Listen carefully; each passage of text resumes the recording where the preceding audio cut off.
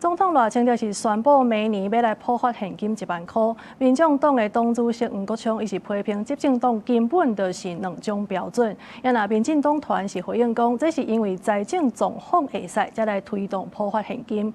另外，行政院長杜英台伊唔附屬有線的這個供電法修正，也有離校考照條例。那位王鴻明伊就講，這正義根本就是想要安怎就安怎。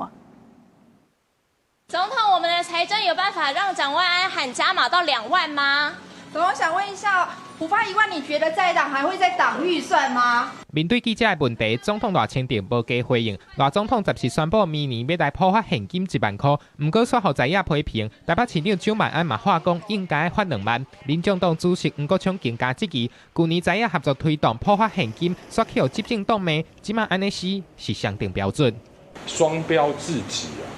無以復加，在野黨推動還稅於民1萬元普發現金的時候，民進黨的說法是中共同路人的行徑，剽竊藍軍立委的一個證件，然後呢加一個 AI 就變成他的，然後道地的綠能你不能，財源增加，稅收增加，尤其是這個 AI 的一個紅利，有了這筆錢以後啊，政府該花的錢你建置完畢。然後呢，又不用去舉債的情況之下，民進黨團表態，婦女黨對着政策黨有無定期來做溝通。普發現金的前提是無要借錢，福利的增加，還有咱的國防會當顧好條。那普發現金互條野喙爛相噴。立法院14才3讀通過今年的總預算案，當時立法院長韓國瑜話聲，行政院長杜英台莫閣無附屬。不過，杜英台17決定針對立法院通過有線廣播電視法的修正案，也有離校升中校號的條例攏無附屬，這嘛是杜英台任內已經對7個立法院3讀通過法案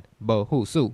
再次的凸顯出行政院愛怎麼做就怎麼做，變成法定預算，對於所有的這些小孩或者是父母來講，它就有法律上的保障。如果藍白的委員認為在相關修法上，他們還是有他們的堅持，那這一屆都還有3個會期，也歡迎藍白委員繼續提出他們認為合理的修法。民進黨團認為台灣不是行對高制，雖然即馬國會在野是佔多數，也毋過在責任政治的前提之下，施政計劃嘛應該是要由行政部門來決定。記者綜合報道。